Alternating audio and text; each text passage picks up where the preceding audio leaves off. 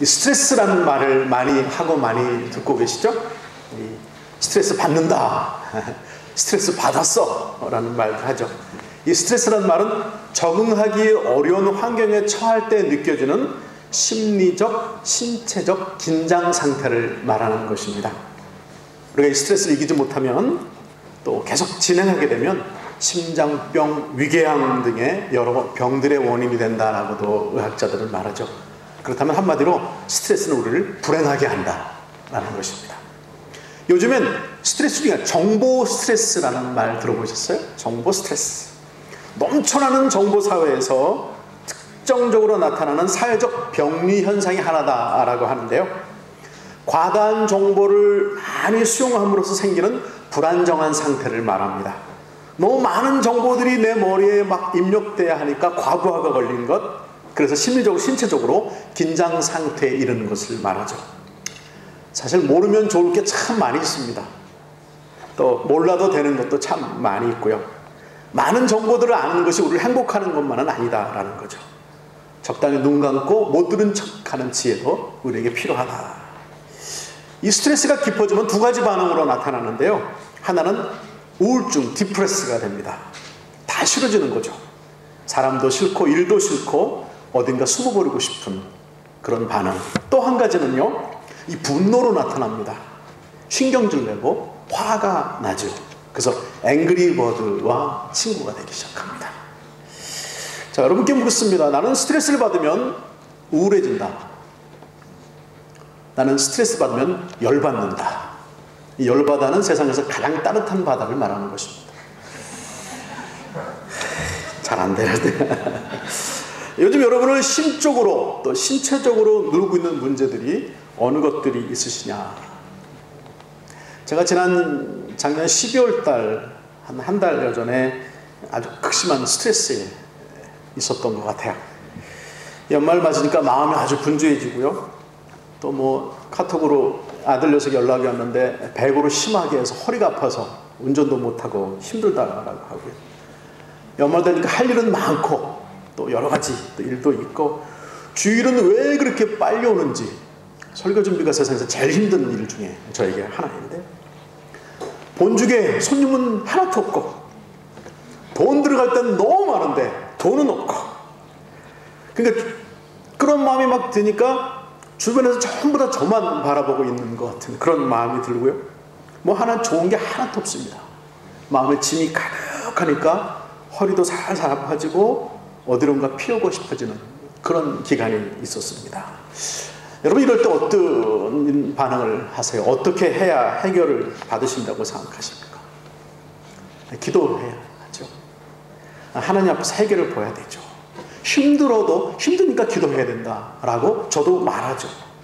근데 막상 이럴 때 기도하라고 하면 어떤 기도가 나오십니까? 불평의 기도죠. 난 뭐 죽겠어요, 하나님. 너무 싫어요.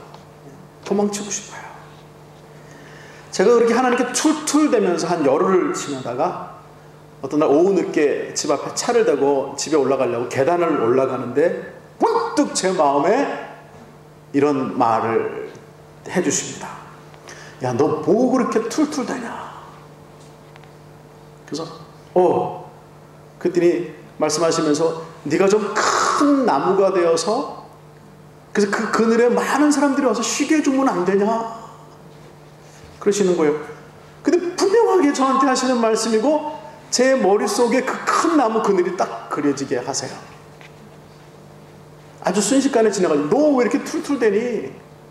네가 좀 큰 나무가 되어서 그늘에 다 쉬게 품어라. 그래서 근데 제 마음에 또 주신 말씀이 내가 너를 블레싱 해줄게. 얼마나 기쁘고 감사하죠? 네. 이게 내가 그렇게 해야 된다는 거 알죠? 근데 제가 제 생각으로 그렇게 해야지 하는 것과 하나님께서 툴툴대는 저에게 말씀해 주시는 것과는 너무 다른 분명한 응답들이라는 거죠. 마음이 기뻐지기 시작하죠. 그래, 내가 품자. 하나님 나에게 회복을 주시는 거죠. 요즘 어떠십니까? 화가 나세요? 아니면 우울하세요? 어떤 스트레스를 받으세요? 상담을 받고 치료약을 먹고 여행을 가고 취미를 발견하고 또 왜 이렇게 안 풀릴까 모르지만 그래도 기도해야 한다라는 거예요. 이럴 때 말하는 게 묻지도 따지지도 말고 기도해라. 잘 모르세요? 그런 광고? 아이 참. 오늘 저는 특별히 그 1월달 마지막 주 맞으면서요, 우리가 1월달에 새로운 마음으로 어떻게 살 것인가 하는 중요한 메시지를 전해야 하는데, 가장 중요한 기도에 관한 말씀을 전하고 싶은 거죠. 특별히 오늘 두 가지를 좀 다루고 싶습니다. 하나는 쉬지 말고 기도해야 한다는 것은 무엇인가, 그리고 중보 기도는 무엇인가를 좀 다루고 싶습니다. 첫째는요, 쉬지 말고 기도하자라는 것. 모든 종교인들은 기도하죠. 아니, 종교가 없는 사람들도 절대자 한 대상을 정하고 기도하죠. 곤란을 만나면 자신보다 어떤 큰 힘을 갖고 있는 그 힘 있는 자들을 기대하고 마음으로 빌게 되죠. 왜 그렇다고 생각하십니까? 우리 모두는 하나님으로부터 지음받고 거룩한 영, 생명이 주어진 존재들이기 때문인 거죠. 영적인 존재다라는 거예요. 죄로 인해 그 연결이 끊어버려졌지만 어려움 가운데 처하게 되면 처음부터 연결되어 계셨던 분, 만들어주신 그 절대자를 찾게끔 되어 있는 존재다라는 거죠. 사람 외에 어떤 생명체도 어느 대상을 정하고 기도하지 않습니다. 개들이 모여서 연합집회한 것을 본 적이 있으십니까? 사자들이 함께 모여서 오늘 사냥에 성공을 주시옵소서 하는 것을 본 적이 있으십니까? 쥐가 고양이 앞에 잡혔는데요, 쥐는 이렇게 기도하죠. 하나님 나를 살려주시옵소서. 믿습니다. 고양이 이렇게 기도하죠. 오늘 좋은 양식을 주셔서 땡큐 하나님. 절대로 아니죠. 그들은 생명이 있지만 영적인 존재들은 아니기 때문이죠. 보십시오. 기도는 영적인 일이다. 기도는 하나님으로부터 지음받은 인간의 자연스러운 반응이다. 기도는 인간이 하나님을 만나는 은혜의 통로이다. 기도를 통해서 우리를 만나주시려고 하나님이 허락하신 은혜다라는 거예요. 그렇다면 이 기도는 놀라운 신비로움이다라는 거죠. 내가 하나님을 부르면 그 높고 귀하신 하나님이 내 곁에 오십니다. 확인되죠. 나는 기도로 하나님께 다가가고 하나님은 말씀으로 부드러움으로 내게 다가오십니다.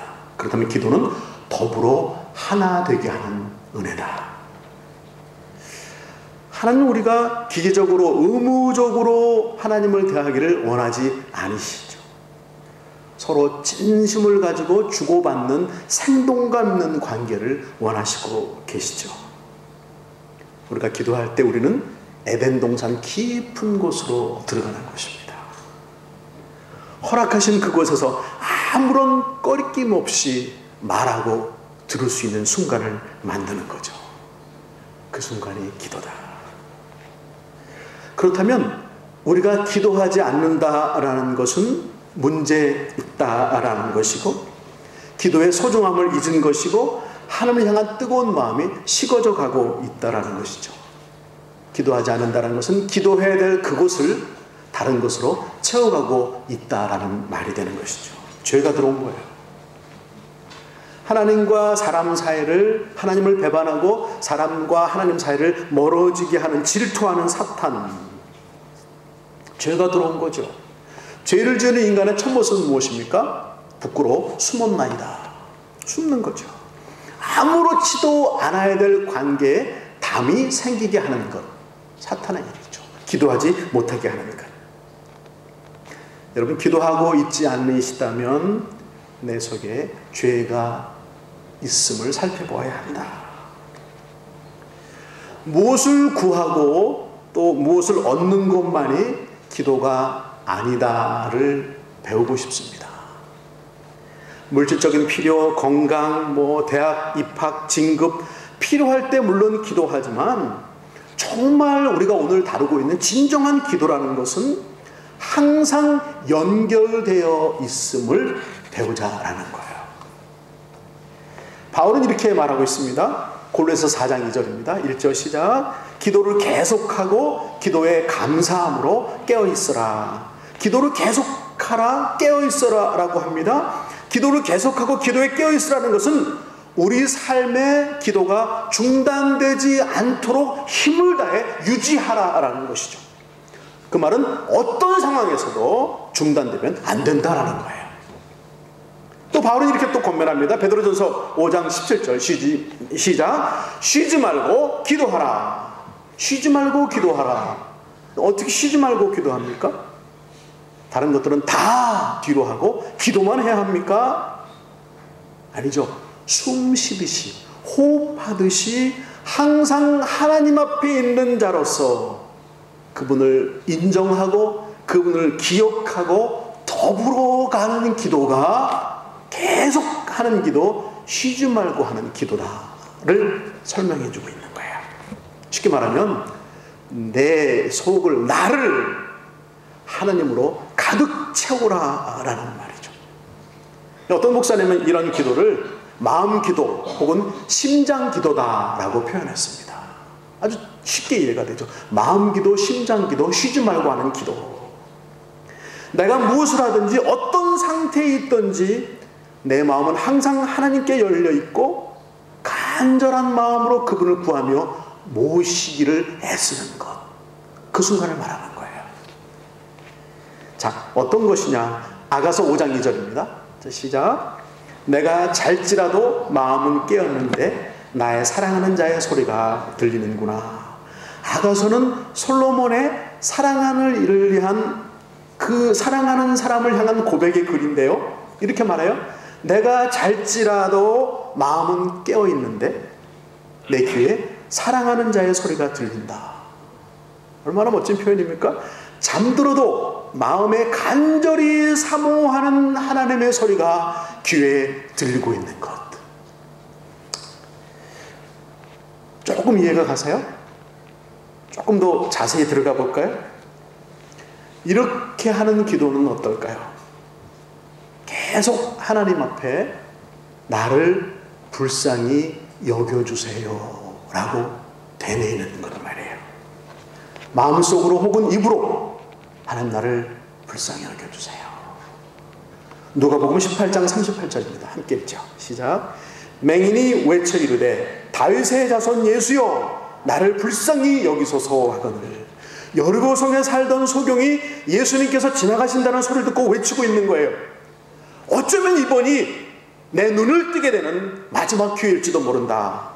보이지 않으니 얼마나 먼 거리에 어떻게 지나가시는지 알 수가 없습니다. 보이지 않으니 달려갈 수도 없습니다. 그러나 내가 할 수 있는 최선의 것은 내 소리를 질러 나 자신을 알리는 것이죠. 어떻게 말합니까?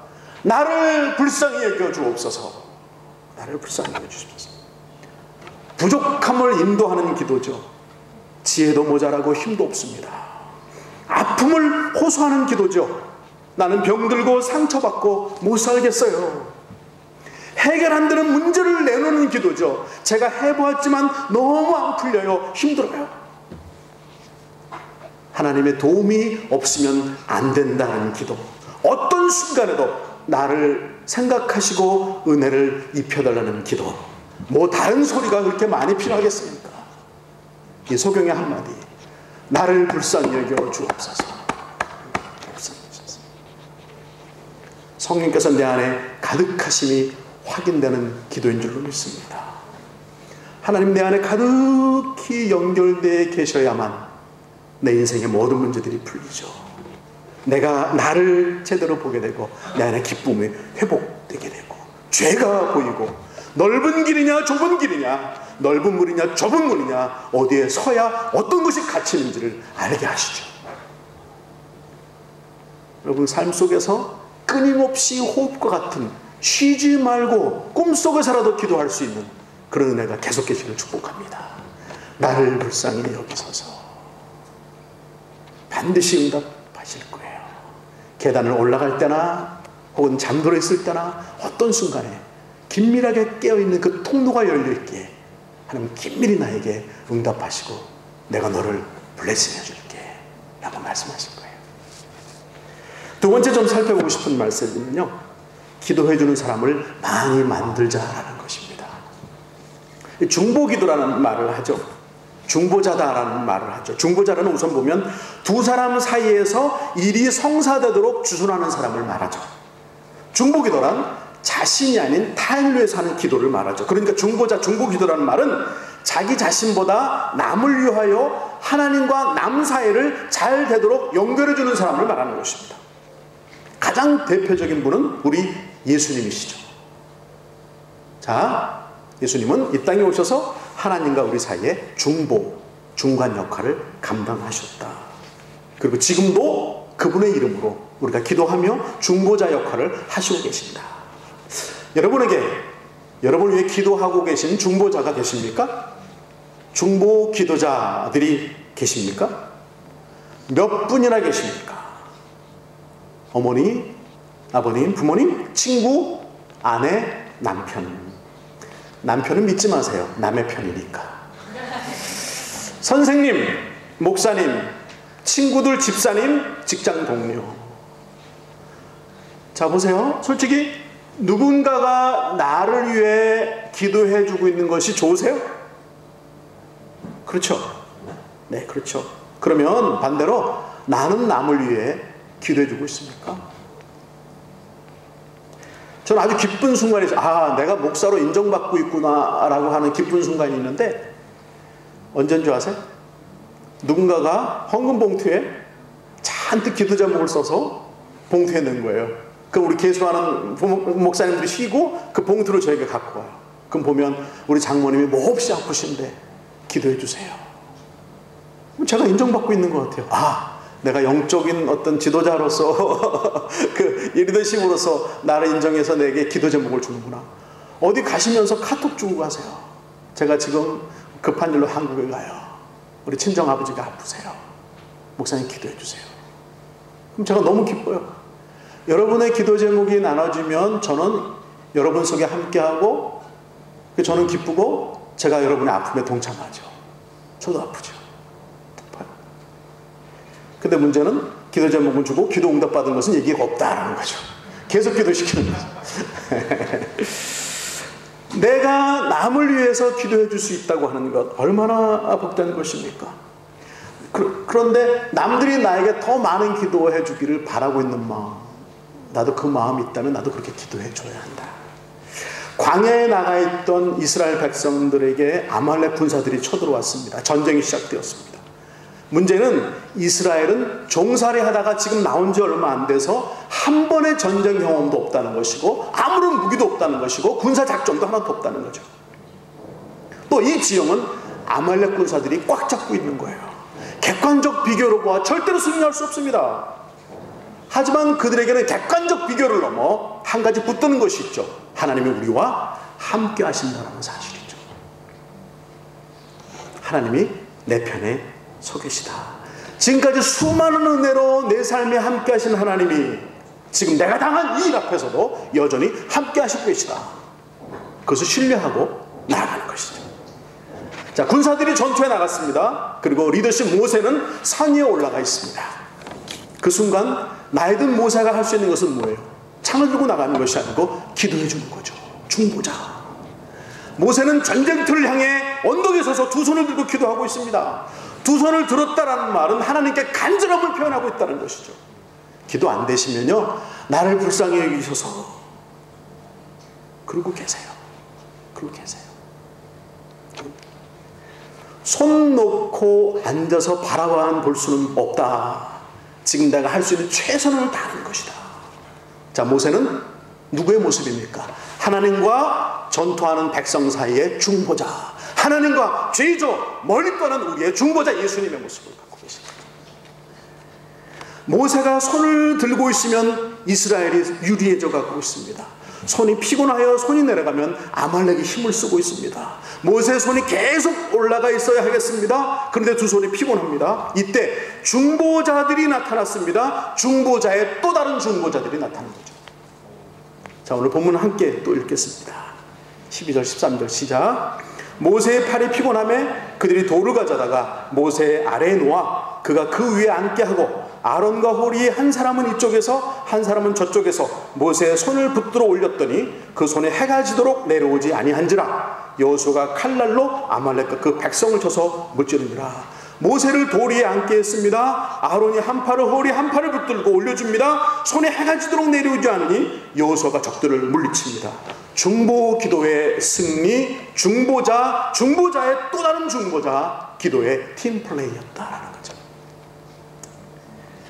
내가 속한 나라, 민족들, 정치, 경제, 리더십들, 내 귀에 들린 슬프고 아픈 일들, 내가 속한 교회, 교우들, 내가 가르치는 아이들, 내가 속한 직장, 함께하는 동료들, 새로 입사한 띨띨이 그 잘난 부장님, 속썩이는 남편, 늘 아픈 내 아내, 믿음 없는 자녀들, 연애 실패해서 요즘 아픈 내 친구, 배우자를 찾는 내 친구, 가난한 이웃들, 길거리에서 술 마시고 있는 청년들, 나이 드셔서 걷어놓는 불편한 옆집 할머니, 중보기도 할 것들이 얼마나 내 주변에 많이 있는지 우리는 기도하고 있지 않다라는 거죠. 중보기도가 얼마나 중요한지 사무엘은 이렇게 말합니다. 사무엘상 12장 함께 보겠습니다. 시작. 나는 너희를 위하여 기도하기를 쉬는 죄를 여호와 앞에 결단코 범하지 아니하고, 이스라엘의 선지자 사무엘은 너희를 위해 내가 기도하는 것을 쉬는 것은 죄다, 결단코 하나님 앞에 죄를 짓지 아니하겠다라고 말하고 있습니다. 자, 마태복음 26장 함께 보겠습니다. 시작. 베드로와 세베대의 두 아들을 데리고 가실새 고민하고 슬퍼하사 이에 말씀하시되 내 마음에 매우 고민하여 죽게 되었으니 너희는 여기 머물러 나와 함께 깨어 있으라 하시고, 우리 예수님이 이제 잡히시고 고난받아 십자가에 달리실 것을 아시고 계십니다.